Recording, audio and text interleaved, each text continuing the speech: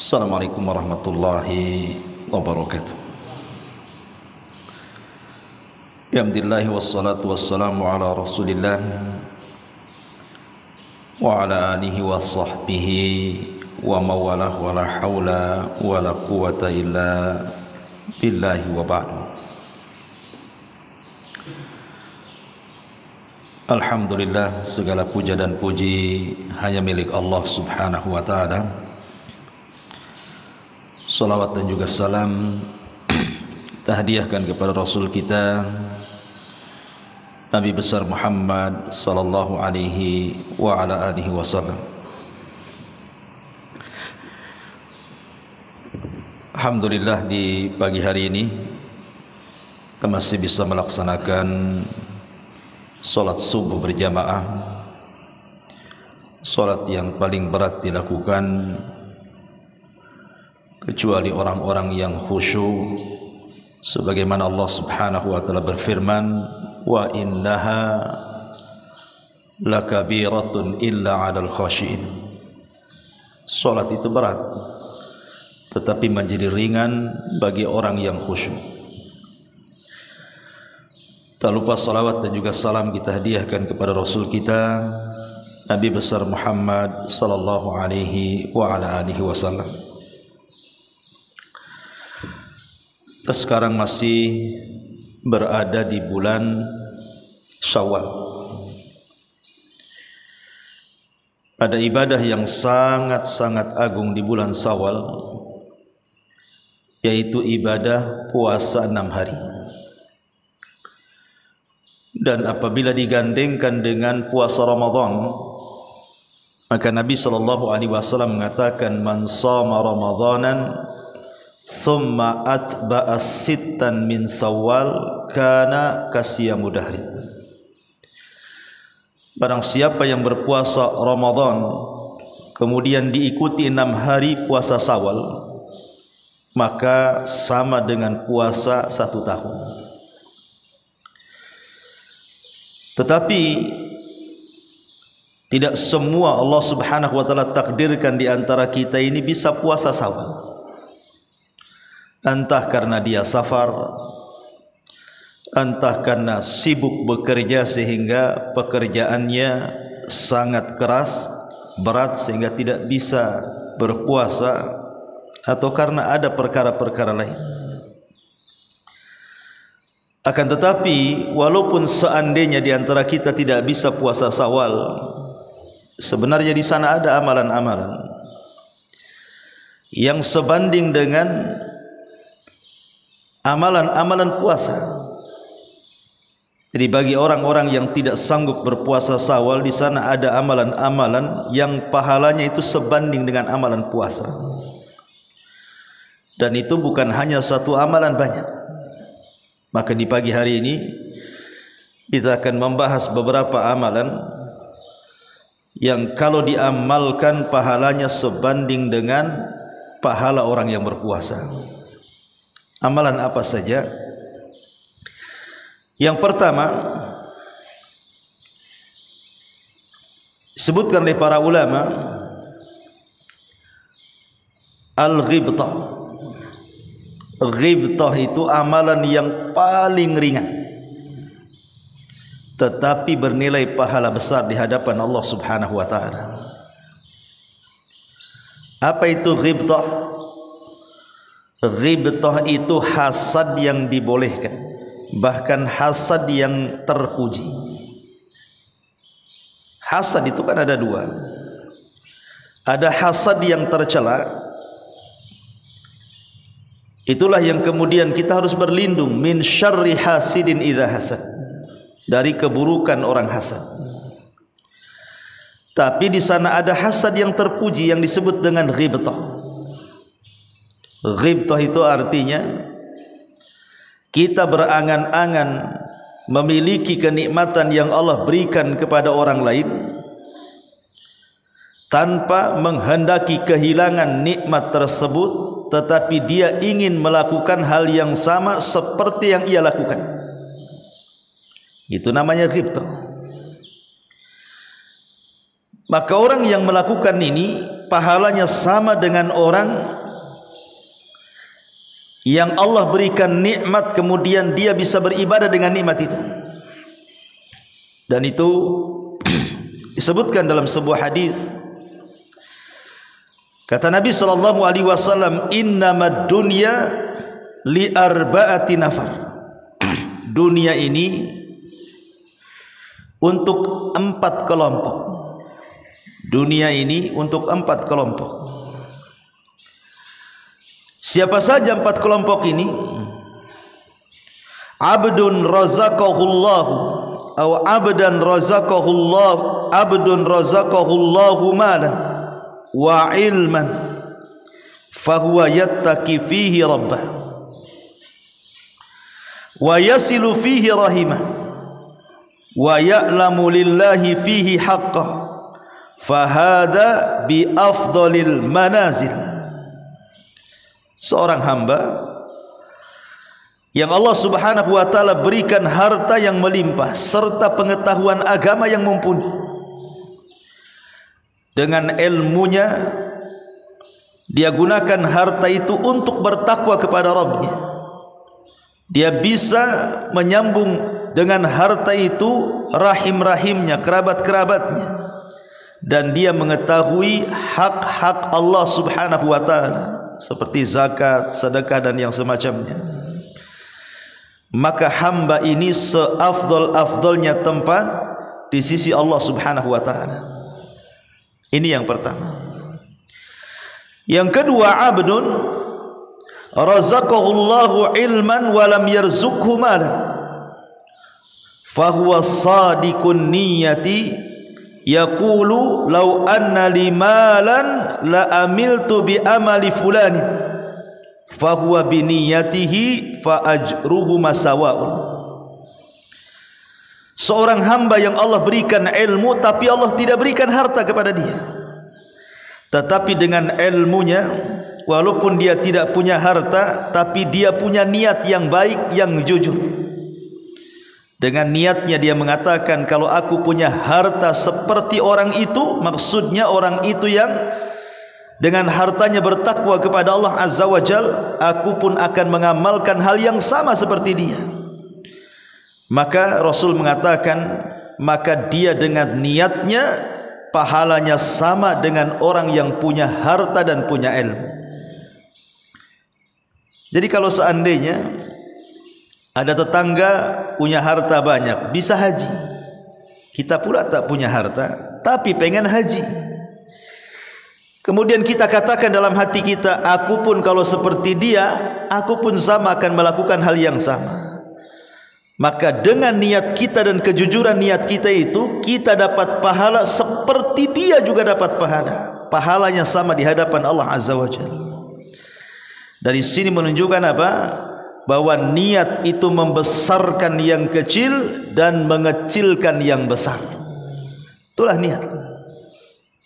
Maka hanya semata-mata ghibtah saja itu sudah bisa mendapatkan amalan seperti orang yang lain amalkan. Jadi kalau kita tidak bisa berpuasa karena safar atau karena kerja keras, kerja berat sehingga tidak mungkin atau tidak memungkinkan untuk berpuasa, maka kita tinggal niat saja, ya Allah kalau aku seperti dia, tidak ada kerjaan, hidupnya hanya ibadah saja, saya pun pengenlah seperti dia. Maka niat kita ingin mencontoh orang lain walaupun kita tidak bisa, itu sudah mencukupkan mendapatkan pahala yang sama. Kan enak. Ini amalan ringan sebenarnya tetapi jarang pula dilakukan. Ini yang pertama. Yang kedua, amalan yang sama dengan amalan orang yang berpuasa adalah dengan cara mengajak orang lain berpuasa. Kalau seandainya kita ini mengajak orang lain, berdakwah kepada orang lain, menyuruh orang lain berpuasa, mungkin dengan cara menyebar keutamaan-keutamaan puasa di medsos, atau mengajak ya minimalnya keluarga atau tetangga menjelaskan tentang keutamaan puasa Syawal, tiba-tiba kemudian apa yang kita share atau yang kita tulis di medsos itu dibaca orang, akhirnya kemudian tertarik untuk mengamalkan apa yang kita tulis, kemudian dia berpuasa karena membaca tulisan kita atau karena dakwah kita, maka kalau dia berpuasa, kita pun dapat pahala dia. Karena Nabi SAW yang mengatakan adal ala khairin kafaili, orang yang mengajak manusia untuk berbuat baik, maka kita dapat pahala orang yang mengikuti ajakan kita. Ini yang kedua. Yang ketiga, berusaha untuk menjaga adab-adab di hari Jumat. Kata Nabi SAW, man ghassala yaumal jum'ati wagtasal, barang siapa yang mandi pada hari Jumat, kemudian berangkat di awal-awal, maksudnya pagi-pagi dia sudah berangkat, wagtasala thumma bakar, mandi kemudian berpagi-pagi, wabtakar, dan dia pun betul-betul bersegera untuk datang ke salat Jumat, wa masya, dan berjalan kaki, walam yarkab, dan dia tidak mengendarai apapun, minal imam, wadana minal imam, kemudian dia mendekat kepada imam, fastama'a, dan dia pun mendengarkan khutbah imam, walam yalghu, dan dia tidak bermain-main, betul-betul sungguh-sungguh melaksanakan Jumat. Apa pahalanya? Kana lahu bi kulli khutwati amalu sanatin ajru siyamiha wa qiyamiha. Kata Nabi SAW, maka setiap langkah kakinya adalah pahala amalan setahun bagi dia berpuasa dan qiyam lailnya. Subhanallah.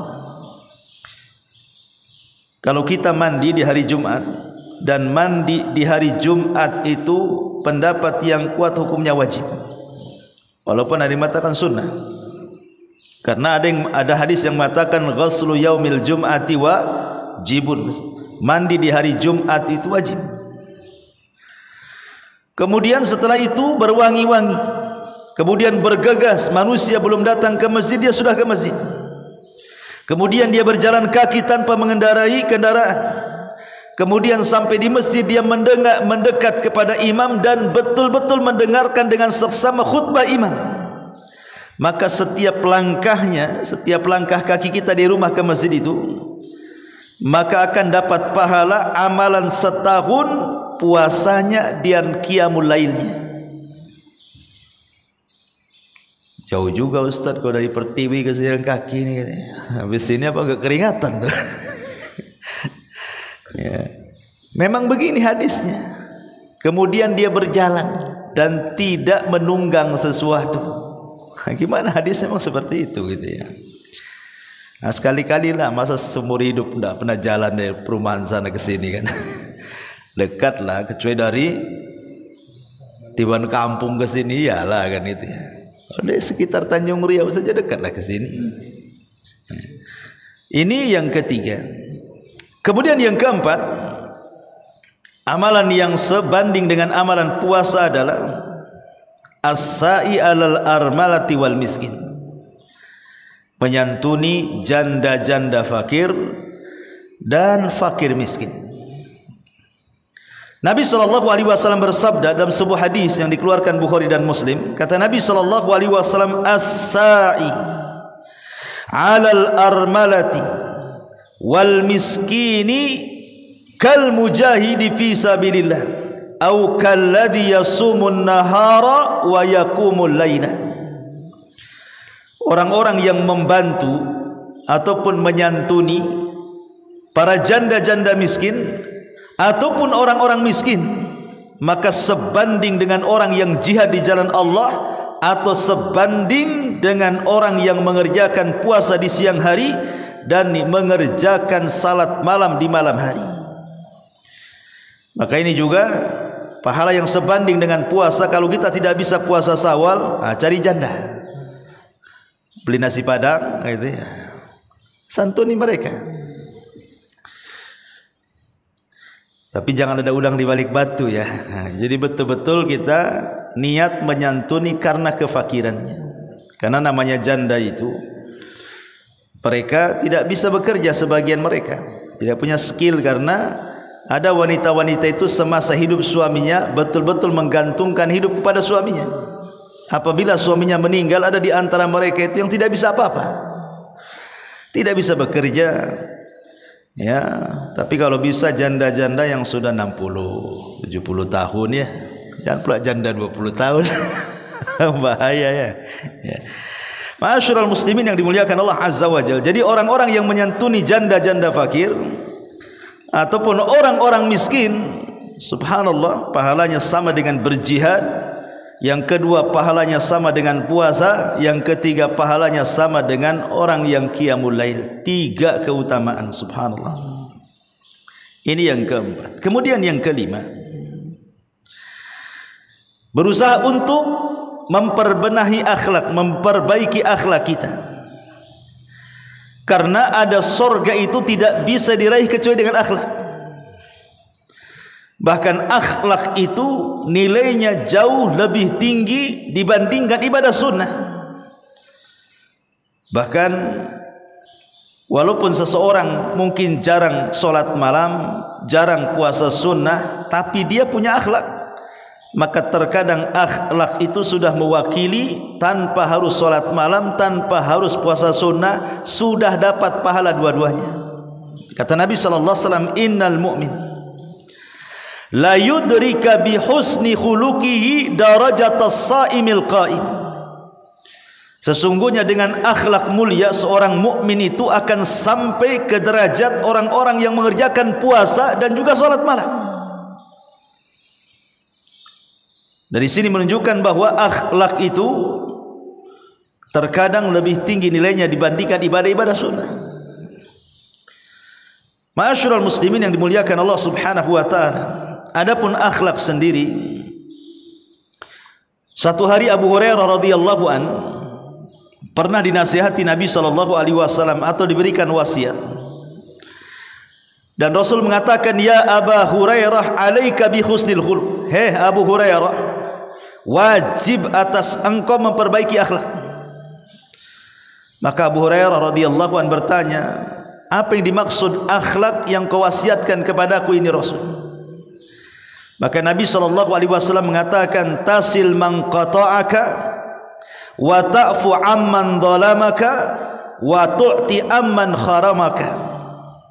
Sambunglah kepada orang-orang yang berusaha memutus silaturahim kepadamu, maafkan kepada siapapun yang hendak menzalimimu, dan berikan sesuatu kepada orang yang justru dia mengharamkan pemberiannya kepadamu. Berarti 3 di sini akhlak yang diajarkan Rasul kepada Abu Hurairah. Pertama, menyambung silaturahim walaupun dia memutus silaturahim kepada kita. Karena Rasul mengatakan, al-wasil laisal wasil bil mukafi. Menyambung silaturahim itu bukan sistem barter. Kalau kau datang, aku datang. Kalau kau SMS, aku SMS. Kalau seandainya kau telpon, baru kau telpon. Nah, itu namanya barter. Kalau kau datang bawa rantang, aku juga sama. Kau datang bawa makanan, aku juga sama. Kalau tak bawa makanan, aku pun tak bawa makan. Itu namanya sistem barter namanya. Jadi silaturahim itu bukan sistem barter. Justru orang yang silaturahim itu, kalau ada saudara kita memutuskan silaturahim dengan kita, kita yang berusaha menyambungnya, gitu maksudnya. Kemudian yang kedua, wa ta'fu amman dhalamak. Kalau ada saudara kita mendolimi kita, sudah maafkan saja. Bahkan kalau bisa memaafkan sebelum dia minta maaf. Sebagaimana ada seorang sahabat Nabi SAW yang dijanjikan oleh Rasul bahwa dia termasuk sahabat penduduk surga. Rupanya amalannya apa? Setiap tidur dia berdoa kepada Allah dan mengatakan, ya Rabb, semua orang yang mendolimiku, ku ampuni semuanya, ku maafkan semuanya sebelum mereka minta maaf. Kemudian yang ketiga, memberikan sesuatu yang dia tidak memberikan kepada kita. Dia boleh bakhil kepada saya, tapi kita tidak boleh bakhil kepada dia, gitu maksudnya. Kemudian juga ini yang kelima. Yang keenam adalah ribat, menjaga perbatasan kaum muslimin. Jadi kalau seandainya ada tentara-tentara yang oleh negara itu ditugaskan ke perbatasan-perbatasan, dia menjaga negara kita NKRI dari negara musuh umpamanya kan, maka kalau dia betul-betul menjaga perbatasan kaum muslimin supaya tidak dicaplok, kemudian tidak dijajah dan begitu seterusnya, maka Nabi SAW mengatakan, man rabata yawman wa laylatan fi sabilillah kana lahu ka ajri siyami syahrin wa qiyamihi wa man mata murabitan ujriya lahu mithlu dhalika minal ajri wa ujriya alaihi rizqu wa amina minal fattani. Ini besar pahalanya ya. Jadi kalau ada tentara-tentara Islam yang ditugaskan negara untuk mengamankan negara di perbatasan, dan dia betul-betul ikhlas karena Allah, mencari keridhaan Allah, betul-betul dia memang jujur niatnya ingin menjaga negaranya, maka Nabi SAW mengatakan, barang siapa yang berjaga sehari semalam di jalan Allah, maka baginya seperti pahala berpuasa, dan juga baginya seperti pahala salat 1 bulan. Dan barang siapa yang meninggal dalam berjaga, maka diberikan kepadanya pahala seperti itu, dan ia diberi rizki serta akan mendapatkan keamanan dari fitnah kubur. Subhanallah ya. Karena memang risikonya berat kan gitu. Mengamankan perbatasan ini kan bisa saja di sniper sama musuh kan. Namanya perbatasan gitu ya. Nah, kita lihatlah sekarang kayak di daerah-daerah yang konflik di perbatasan, ingin keluar dari negara NKRI kan, mereka rusuh buat rusuh. Ketika KB itu kan. Ma'asyiral muslimin yang dimuliakan Allah Azza wa Jalla. Ini yang keenam. Yang ketujuh, di antara perkara-perkara yang sebanding dengan pahala puasa adalah menjaga hak-hak bertetangga. Al-Imam Ahmad dan juga Bazzar dan juga Imam Ibn Hibban dalam sahihnya serta Hakim dalam Mustadraknya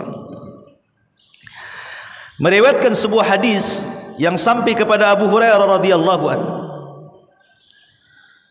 Ada seorang laki-laki datang kepada Nabi SAW dan mengatakan, ya Rasulullah, inna fulanatan yudhkar min kathrati salatiha wa sadaqatiha wa siyamiha ghaira annaha tu'dhi jiranaha bilisaniha. Rasul, ada seorang wanita yang dikenal banyak salatnya, banyak sedekahnya, banyak puasanya. Masalahnya wanita ini banyak menyakiti dengan lisannya tetangganya. Di satu sisi ahli salat, ahli sedekah, ahli puasa, tapi sisi lain ahli pula menyakiti tetangga. Maka Nabi SAW mengatakan, hiya finnar, wanita itu tidak ada kebaikan, wanita itu pasti masuk neraka. Qala, kemudian dikatakan juga, ya Rasulullah, inna fulanatan yudhkar min qillati siyamiha wa salatiha wa annaha tatasaddaq bil athwari minal aqad wa la tu'di jiraniha. Tetapi di sana wahai Rasul, ada wanita salat malamnya biasa saja, kadang salat kadang tidak, puasa sunnahnya juga sama, kadang puasa kadang tidak, sedekahnya juga ya namanya orang susah ya sekedarnya, tetapi lisannya tidak menyakiti tetangganya. Maka Rasul mengatakan, hiya fil jannah, wanita itu layak masuk surga. Hadis ini dikeluarkan oleh Abu Bakar Ibn Abi Syaibah dengan sanad yang sahih. Dari sini kita tahu bahwa di sini ada dua perbandingan nih. Satu wanita ahli solat malam, ahli puasa, ahli sedekah. Yang satunya tidak ahli solat malam, tidak ahli puasa, tidak ahli sedekah. Tapi yang ahli solat malam, yang ahli puasa, yang ahli sedekah dimasukkan pula ke neraka. Yang satunya pula yang tidak ahli puasa, tidak ahli solat malam, tidak ahli sedekah dimasukkan pula ke surga. Apa dosanya? Dosanya cuma satu, karena menyakiti tetangganya dengan lisannya. Akhirnya pahala solat malamnya gugur, puasa sunnahnya gugur, sedekahnya gugur gara-gara dosa lisan. Wanita ini masuk neraka bukan membunuh, bukan minum khamar, bukan berzina, tidak. Dia masuk neraka gara-gara dosa lisan yang mengakibatkan amalan-amalan sunnahnya gugur. Tapi yang satu ini nggak ngapa-ngapain, dia cuma jaga lisan saja.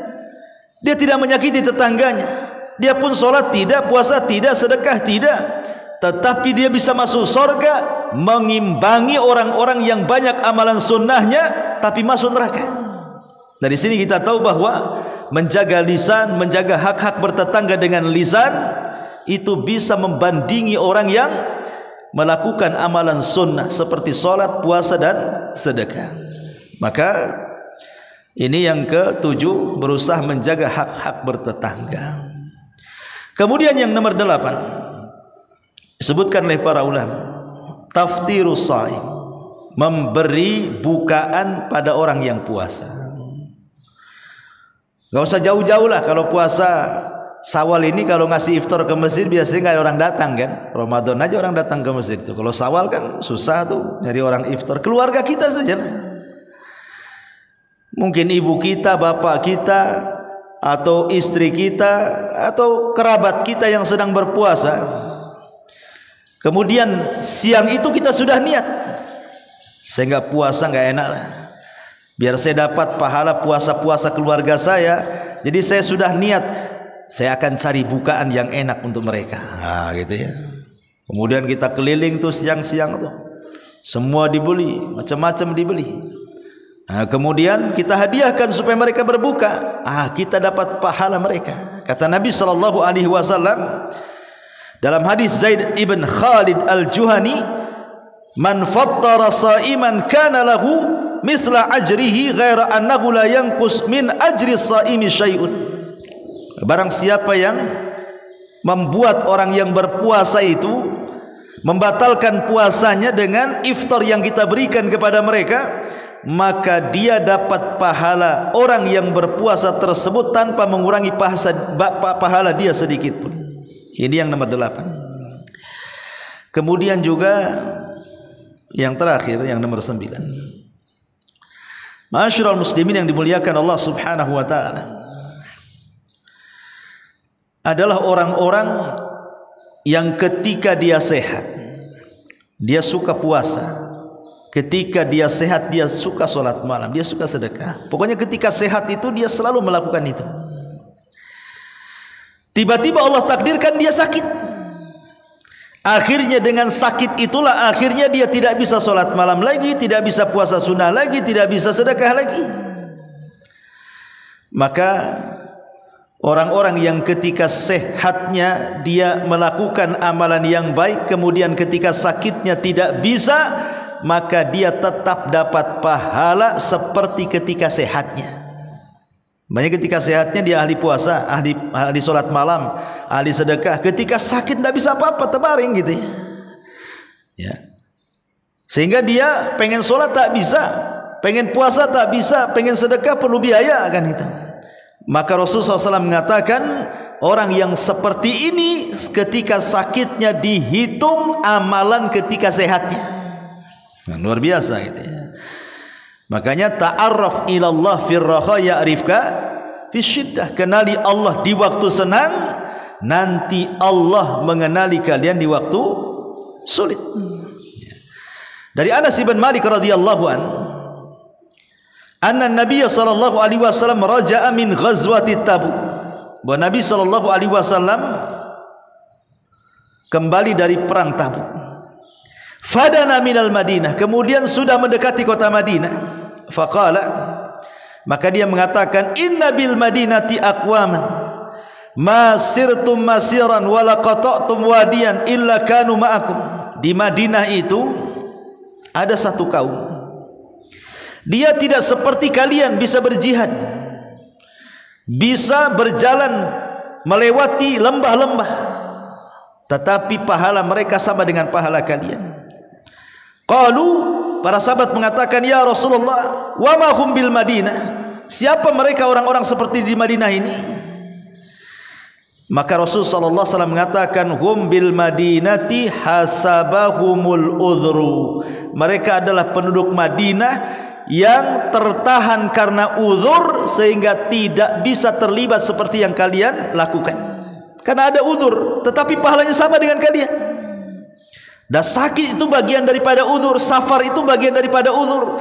Jadi ketika kita mukim, kita ahli solat, kita ahli puasa, kita ahli sedekah, ketika safar tidak bisa atau ketika sakit tidak bisa, maka pahalanya sama baik ketika kita mukim ataupun ketika sehat. Ya, maka kenali Allah ketika kita sehat, maka Allah akan mengenali kita ketika kita sakit. Ini 9 perkara yang disebutkan oleh para ulama, pahalanya sama dengan pahala orang yang berpuasa, bahkan lebih daripada itu. Pahalanya sama dengan pahala orang yang mengerjakan qiyamul lail. Wallahu a'lam bishawab. Ini yang bisa sampaikan, mudah-mudahan ada manfaatnya. Subhanakallah bihamdika asyhadu an la ilaha illa anta astaghfiruka wa atubu ilaik. Allahu ta'ala alam. Assalamualaikum warahmatullahi wabarakatuh.